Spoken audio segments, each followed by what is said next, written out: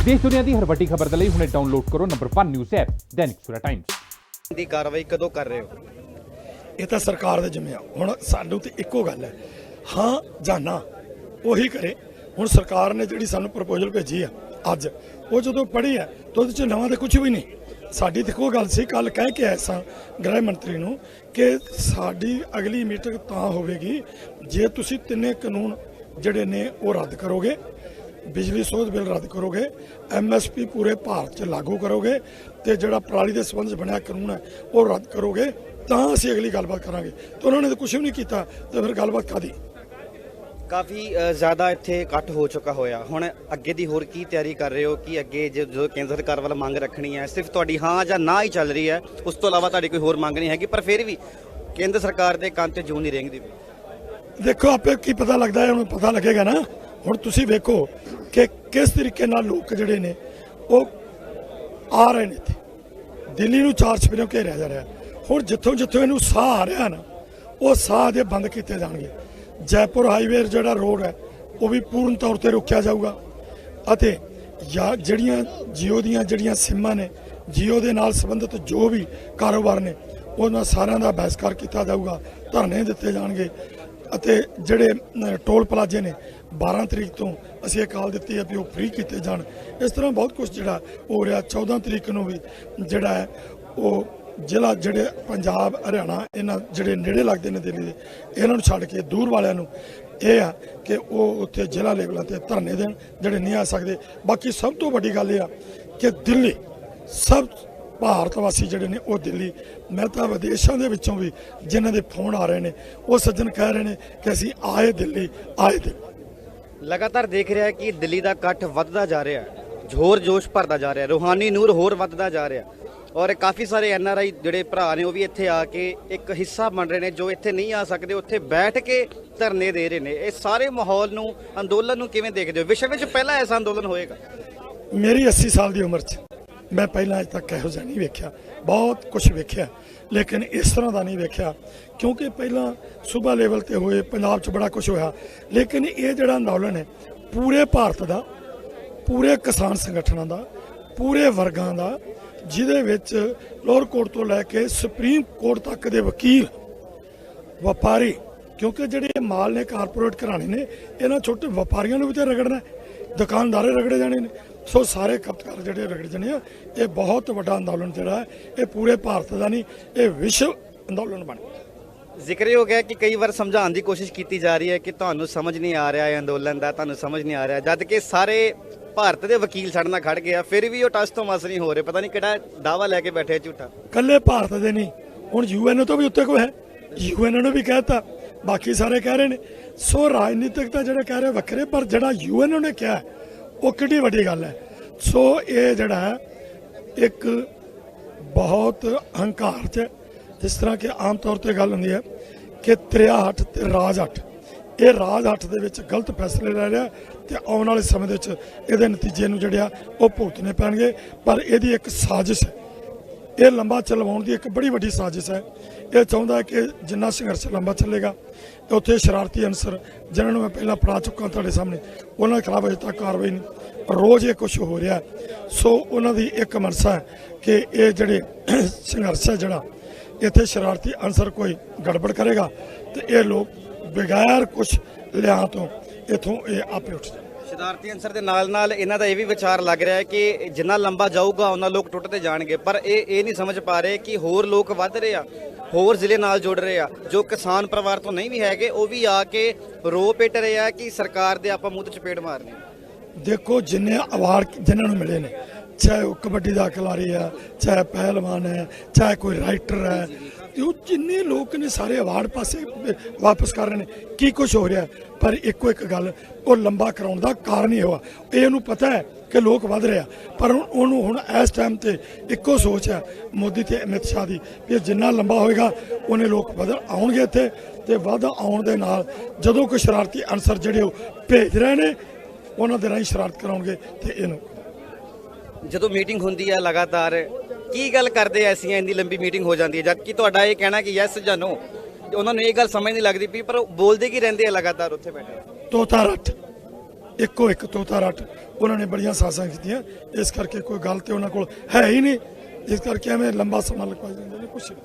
ਸ਼ੁਕਰੀਆ। ਸੋ ਇਹ ਕਿਸਾਨੀ ਆਗੂ ਜਿਨ੍ਹਾਂ ਨੇ ਅੱਗੇ ਲੱਗ ਕੇ ਇਸ ਮੋਰਚੇ ਨੂੰ ਚੰਗੀ ਤਰ੍ਹਾਂ ਸੰਭਾਲਿਆ ਹੋਇਆ ਹੈ, ਟਸ ਤੋਂ ਮਸ ਨਹੀਂ ਹੋ ਰਹੇ, ਸ਼ਾਂਤਮਈ ਢੰਗ ਨਾਲ ਚੱਲ ਰਹੇ ਨੇ।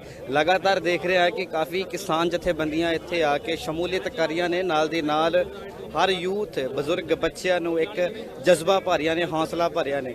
ਹੁਣ ਅਸੀਂ ਗੱਲ ਕਰਦੇ ਹਾਂ ਜੋ ਸਾਡੇ ਵਿੱਚ ਹੋਰ ਕਾਫੀ ਕਿਸਾਨ ਆਗੂ ਮੌਜੂਦ ਨੇ ਔਰ ਦੇਖ ਰਿਹਾ ਕਿ ਇੱਥੇ ਲਗਾਤਾਰ ਮੀਟਿੰਗਾਂ ਹੋ ਰਹੀਆਂ ਨੇ, ਪ੍ਰੈਸ ਕਾਨਫਰੰਸ ਹੋ ਰਹੀ ਹੈ, ਤਾਂ ਕਰਕੇ ਕਿ ਸਾਡੀ ਜਿਹੜੀ ਗੱਲ ਹੈ, ਕਿਸਾਨਾਂ ਦੀ ਗੱਲ ਹੈ, ਉਹ ਅੱਗੇ ਸਹੀ ਤਰੀਕੇ ਦੀ ਆ ਸਕੇ।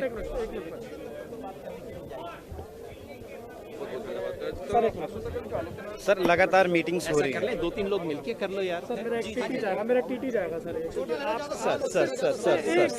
सर पहले आप कर चुके हैं, दोबारा सर मैंने नहीं करा। ਹੁਣ ਦੇਖਦੇ ਆ ਕਿ ਇਹ ਕਿਸਾਨ ਆਗੂ ਜਿਹੜੇ ਇਸ ਧਰਨੇ ਵਿੱਚ ਲਗਾਤਾਰ ਬੈਠੇ ਹੋਏ ਨੇ। ਸਤਿ ਸ਼੍ਰੀ ਅਕਾਲ। सत श्रीकाल। हाँ जी, ਕਾਫੀ ਲੰਬਾ ਇੱਕ ਅੰਦੋਲਨ ਚੱਲ ਪਿਆ, ਪੂਰੇ ਵਿਸ਼ਵ ਦੇ ਵਿੱਚ ਸਭ ਤੋਂ ਵੱਡਾ ਅੰਦੋਲਨ ਇਹੀ ਹੋਊਗਾ, ਅਸੀਂ ਇਹ ਕਹਿ ਸਕਦੇ ਹਾਂ। ਫਿਰ ਵੀ ਕੇਂਦਰ ਸਰਕਾਰ ਟਸ ਤੋਂ ਮਸ ਨਹੀਂ ਹੋ ਰਹੀ। बहुत दुख की बात है, अफसोस की बात है, क्योंकि आज हम इंतज़ार कर रहे थे कि भाई सरकार कुछ हो सकता है बड़ी चीज़ हासिल पेश करे। सरकार ने मिला के ये जो चिट्ठी भेजी है हमारे को और ये जो प्रस्ताव भेजा है 20 पेज का, इसमें तो कुछ भी नहीं है।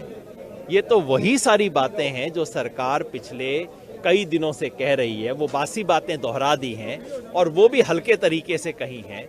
इसलिए किसान संगठनों ने गौर किया और हम सब की एक राय बनी कि इस प्रस्तावों को स्वीकार करने का कोई वजह ही नहीं है। इन प्रस्तावों को एक मत से सभी किसान संगठनों ने पूरी तरह से खारिज किया और तय किया है कि अब हम इस आंदोलन को और ऊपर उठाएंगे, एक ऐसे लेवल पे लेके जाएंगे जहां सरकार को शायद अब आवाज़ सुनाई देने लग जाए। काफी लंबा ये आंदोलन हो गया, लगातार आंदोलन लंबा चल रहा है।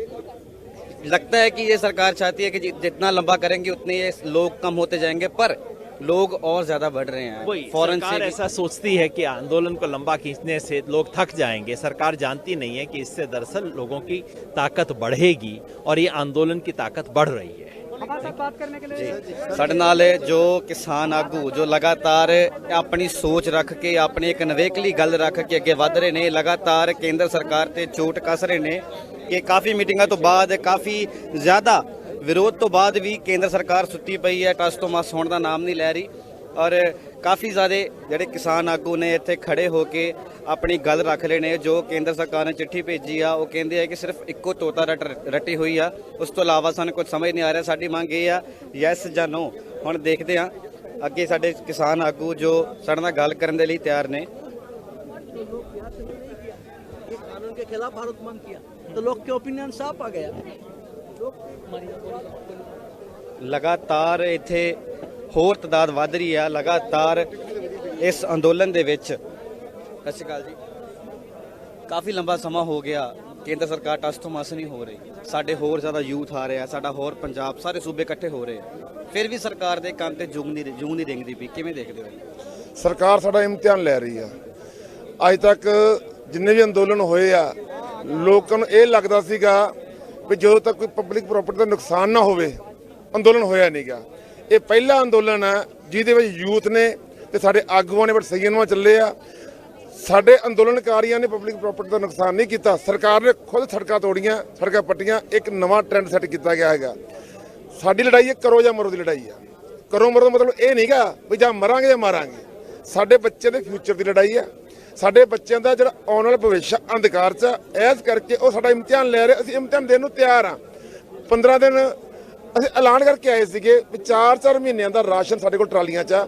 ਜਿਹੜੀ ਇਹਨਾਂ ਨੂੰ ਚਾਲਾਂ ਚੱਲਦੇ ਸੀ ਪਹਿਲਾਂ, ਕਦੀ ਪੰਜਾਬ ਵਾਲੀ ਤੇ ਕਦੀ ਹਰਿਆਣੇ ਵਾਲੇ ਅੰਦੋਲਨ ਬਣਾਉਣ ਦੀ, ਹੁਣ ਪੂਰਾ ਹਿੰਦੁਸਤਾਨ ਦਾ। ਮੈਂ ਰਾਜਸਥਾਨ ਤੋਂ ਤੁਹਾਨੂੰ ਦੱਸਦਾ, ਮੈਂ ਆ ਸਾਡੇ ਪੂਰੇ ਸਾਥੀ ਰਮਨ ਜੀ ਆ, ਸਾਰੇ ਰਾਜਸਥਾਨ ਤੋਂ ਆਏ ਆ। ਗ੍ਰਾਮੀਣ ਕਿਸਾਨ ਮਜ਼ਦੂਰ ਸਮਿਤੀ ਸਾਡਾ ਸੰਗਠਨ ਆ, ਬੜੇ ਚਿਰ ਜੁੜੇ ਹੋਏ ਆ। ਪਰ ਇਸ ਵਾਰੀ ਜੋ ਮੋਦੀ ਜੀ ਨੂੰ ਮਗਲੇ 6 ਸਾਲਾਂ ਦੇ ਵਿੱਚ ਇੱਕ ਵੀ ਬੰਦੇ ਨੇ ਅੱਖ ਚੱਕ ਕੇ ਦੇਖਿਆ ਸੀਗਾ, ਜੋ ਕੀਤਾ ਉਹ ਕਰਾਇਆ। ਇਸ ਵਕਤ ਦੀ ਲੜਾਈ ਹੈਗੀ ਆ ਓਨਲੀ ਐਂਡ ਓਨਲੀ ਅਹੰਕਾਰ ਦੀ ਲੜਾਈ ਆ, ਪ੍ਰੈਸਟੀਜ ਇਸ਼ੂ ਦੀ ਲੜਾਈ ਆ। ਪਰ ਮੈਂ ਮੋਦੀ ਨੂੰ ਕਹਿਣਾ ਚਾਹਣਾ, ਜੇ ਤੁਹਾਡੇ ਨੱਕ ਦਾ ਫਿਕਰ ਹੈ ਮੇਰੇ ਨੱਕ ਨਾਲ ਵੱਢਿਆ ਜਾਵੇ ਤੇ ਯਾਰ ਆਹ ਵੀ ਲੱਖਾਂ ਲੋਕਾਂ ਦਾ ਨੱਕ ਹੀ ਲੱਗਿਆ ਨਾ, ਇਹਨਾਂ ਨੱਕਾਂ ਦਾ ਫਿਕਰ ਕਰੋ, ਆਪਦੇ ਨੱਕ ਦਾ ਨਾ ਫਿਕਰ ਕਰੋ। ਲਗਾਤਾਰ ਸੁਣਨ ਨੂੰ ਮਿਲ ਰਿਹਾ ਕਿ ਕਿਸਾਨ ਸਮਝ ਨਹੀਂ ਪਾ ਰਹੇ ਇਸ ਬਿੱਲ ਨੂੰ। ਇਸ ਬਿੱਲ ਲੋਕਾਂ ਦੇ ਭਲੇ ਵਾਸਤੇ ਨੇ, ਪਰ ਕਾਫੀ ਸਾਰੇ ਵਕੀਲ ਇੰਡੀਆ ਦੇ ਨਹੀਂ ਉਸ ਤੋਂ ਬਾਹਰ ਵੀ ਕਾਫੀ ਵਕੀਲ ਇੱਥੇ ਆ ਕੇ ਨਾਲ ਸਾਥ ਦੇ ਰਹੇ ਨੇ। ਉਹ ਵੀ ਕਹਿ ਰਹੇ ਨੇ ਕਿ ਇਹ ਬਿੱਲ ਕਿਸਾਨ ਮਾਰੂ ਨੇ, ਪਰ ਫਿਰ ਵੀ ਕੇਂਦਰ ਸਰਕਾਰ ਟਸ ਤੋਂ ਮਸ ਕਿਉਂ ਨਹੀਂ ਹੋ ਪਾ ਰਹੀ? Bar council of India, supreme court ਦੇ ਵਕੀਲ ਜਿਹੜੇ ਚੇਅਰਪਰਸਨ ਆ ਦੁਸ਼ਯੰਤ ਦਵੇ ਜੀ, ਉਹਨਾਂ ਨੇ ਸਮਰਥਨ ਦਿੱਤਾ ਹੈ। ਉਹਨੇ ਖੁਦ ਆਖਿਆ ਵੀ ਇਹ ਬਿੱਲ ਕਿਸਾਨ ਮਾਰੂ ਨਹੀਂ, ਆਮ ਜਨ ਮਾਰੂ ਹੈ। ਉਸ ਤੋਂ ਬਾਵਜੂਦ ਜਦੋਂ ਪਹਿਲੀ ਵਾਰੀ ਤਾਂ ਹੁਣ ਤੱਕ ਤਾਂ ਪ੍ਰਚਾਰ ਹੀ ਕਰ ਰਹੇ ਸੀਗੇ ਵੀ ਜਿਹੜੇ ਬਿੱਲ ਹੈਗੇ ਆ ਇਹ ਕਿਸਾਨ ਵਿਰੋਧੀ ਨਹੀਂ, ਕਿਸਾਨ ਦੇ ਭਲੇ ਵਾਲੇ ਆ। ਪਿਛਲੀ ਮੀਟਿੰਗ ਦੇ ਵਿੱਚ ਅੱਜ ਤੋਂ ਜਿਹੜੀ ਇੱਕ ਮੀਟਿੰਗ ਤੋਂ ਪਹਿਲਾਂ ਮੀਟਿੰਗ ਹੋਈ ਸੀ, ਉਸ ਮੀਟਿੰਗ ਵਿੱਚ ਮੰਨੇ ਆ ਵੀ ਕਾਨੂੰਨ 'ਚ ਕਮੀਆਂ ਹਨ, ਤੇ ਅੱਜ ਹੀ ਪ੍ਰਪੋਜ਼ਲ ਆਇਆ ਸਰਕਾਰ ਵੱਲੋਂ ਭੇਜਿਆ ਗਿਆ ਪ੍ਰਪੋਜ਼ਲ। ਕੀ ਲਿਖਿਆ ਕੀ ਪ੍ਰਪੋਜ਼ਲ ਦੇ ਵਿੱਚ? ਜੋ ਜਿੱਥੇ ਅਮੈਂਡਮੈਂਟਸ ਤੇ ਅਮੈਂਡਮੈਂਟਸ ਲਿਖਿਆ, ਮੈਂ ਪੂਰਾ ਪ੍ਰਪੋਜ਼ਲ ਪੜ੍ਹਿਆ ਨਹੀਂਗਾ, ਸੁਣਿਆ। ਸੁਣਨ ਤੇ ਪੜ੍ਹਨ 'ਚ ਫਰਕ ਹੁੰਦਾ, ਪਰ ਉਹ 'ਚ ਮੈਨੂੰ ਇੱਕ ਚੀਜ਼ ਬੜੀ ਕਲੀਅਰ ਹੋਈ ਹੈ ਵੀ ਜਿਹੜਾ ਸਪੈਸ਼ਲ ਕਮੋਡਿਟੀਜ਼ ਐਕਟ ਹੈ, ਐਸੈਂਸ਼ੀਅਲ ਕਮੋਡਿਟੀਜ਼ ਐਕਟ, ਉਹਦੇ ਬਾਰੇ ਚਰਚਾ ਨਹੀਂ ਕੀਤੀ ਕਿ ਮੈਂ ਉਹਦੇ ਵਿੱਚ ਜਿਹੜੀਆਂ ਅਮੈਂਡਮੈਂਟਸ ਸਾਡੇ ਨਾਲ ਅਮਿਤ ਸ਼ਾਹ ਨੇ ਗੱਲ ਕੀਤੀ, ਸੌਰੀ ਤੋਮਰ ਸਾਹਿਬ ਨੇ, ਕ੍ਰਿਸ਼ੀ ਮੰਤਰੀ ਨੇ ਗੱਲ ਕੀਤੀ ਸੀਗੀ, ਉਹੋ ਹੀ ਗੱਲਾਂ ਲਿਖ ਕੇ ਇੱਥੇ ਆ ਗਈਆਂ। ਉੱਥੇ ਖੜੀ ਗੱਲ ਅਸੀਂ ਫਿਰ ਰਿਜੈਕਟ ਕਰਤੀ ਪ੍ਰਪੋਜ਼ਲ ਉਹਨਾਂ ਦੀ। ਪਰ ਲੋਕਤੰਤਰ ਦੇ ਵਿੱਚ ਜਨਤਾ ਦੇ ਸਵਾ ਕੰਮ ਨਹੀਂ ਚੱਲ ਸਕਦਾ।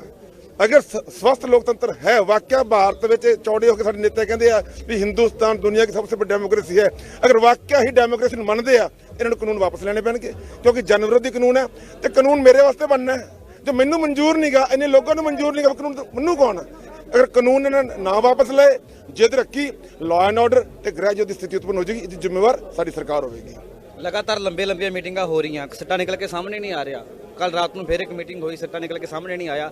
ਸਰਕਾਰ ਦੀ ਇਹ ਚਾਲ ਹੈ ਕਿ ਲੰਬੀ ਮੀਟਿੰਗ ਲੈ ਕੇ ਜਾ ਰਹੀ ਹੈ, ਲੰਬਾ ਅੰਦੋਲਨ ਲੈ ਕੇ ਜਾ ਰਹੀ ਹੈ ਕਿ ਇਹ ਲੋਕ ਘਟਦੇ ਜਾਣਗੇ, ਪਰ ਵੇਖਣ ਚ ਆ ਰਿਹਾ ਕਿ ਲੋਕ ਲਗਾਤਾਰ ਵੱਧ ਰਹੇ ਨੇ।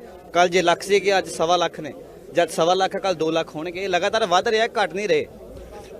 ਅੱਜ ਤੱਕ ਤੁਹਾਨੂੰ ਦੱਸੀ ਨੇ, ਪਹਿਲਾਂ ਮੈਂ ਬਿਆਨ ਕਰ ਚੁੱਕਿਆ, ਹੁਣ ਤੱਕ ਜੋ ਚਾਹਿਆ ਉਹ ਉਹਨਾਂ ਦੇ ਹੋਇਆ। ਪਹਿਲੀ ਵਾਰੀ ਆ ਉਹਨਾਂ ਨੂੰ ਦੇਸ਼ ਦੇ ਧਰਤੀ ਪੁੱਤਰ ਨੇ ਦਿਖਾਤਾ ਵੀ ਅਸੀਂ ਵੀ ਜਿਉਂਦੀ ਜ਼ਮੀਰ ਵਾਲੇ ਹੈ, ਅਸੀਂ ਸਵਾਲ ਕਰਨ ਜਾਣਦੇ ਆ, ਅਸੀਂ ਅੱਖਾਂ 'ਚ ਅੱਖਾਂ 'ਤੇ ਗੱਲ ਕਰਾਂਗੇ। ਜਦੋਂ ਸਾਡੇ ਆਗੂ ਜਾਂਦੇ ਆ ਇੱਕ ਹੀ ਗੱਲ ਕਰਦੇ ਆ, ਯੈਸ ਔਰ ਨੋ। ਮੰਤਰੀ ਮਿੰਟਾਂ ਕਰਦੇ, ਬੋਲੋ, ਕਹਿੰਦੇ ਅਸੀਂ ਨਹੀਂ ਬੋਲਣਾ, ਯੈਸ ਔਰ ਨੋ। ਹੁਣ ਪਤਾ ਲੱਗ ਗਿਆ। ਹੈਰਾਨੀ ਵਾਲੀ ਗੱਲ ਇਹ ਹੈ, ਪਹਿਲੇ ਦਿਨ ਸਾਨੂੰ ਪਤਾ ਲੱਗਿਆ ਪਿਊਸ਼ ਗੋਇਲ ਜੀ ਆ ਕੇ ਹਮਕੀ ਤੁਮਕੀ ਕਰਨ ਲੱਗੇ ਸੀਗੇ। ਸਾਰੇ ਕਿਸਾਨਾਂ ਕੋ ਬੋਲੇ, ਤੂੰ ਕੌਣ ਦਾ ਬੋਲਣ ਵਾਲਾ? Who are you? ਅਸੀਂ ਮਾਲਕਾਂ ਦੇਖਦੇ, ਅਸੀਂ ਮੰਗਤੇ ਨਹੀਂ ਕਿ ਤੁਸੀਂ ਬੁਲਾਇਆ ਤੇ ਆਏ ਆ, ਬੰਦਿਆਂ ਨੂੰ ਗੱਲ ਕਰ। ਫਿਰ ਪਿਊਸ਼ ਗੋਇਲ ਦੀ ਅਕਲ ਟਿਕਾਣੇ ਆਈ ਤੇ ਬੜਾ ਵਧੀਆ ਮੈਸੇਜ ਦਿੱਤਾ ਵੀ ਅਸੀਂ ਗੱਲ ਕਰਦੇ ਅਧਿਕਾਰ ਲੈਣ ਆਏ ਆ, ਭੀਖ ਬਣ ਕੇ ਨਹੀਂ ਆਏ।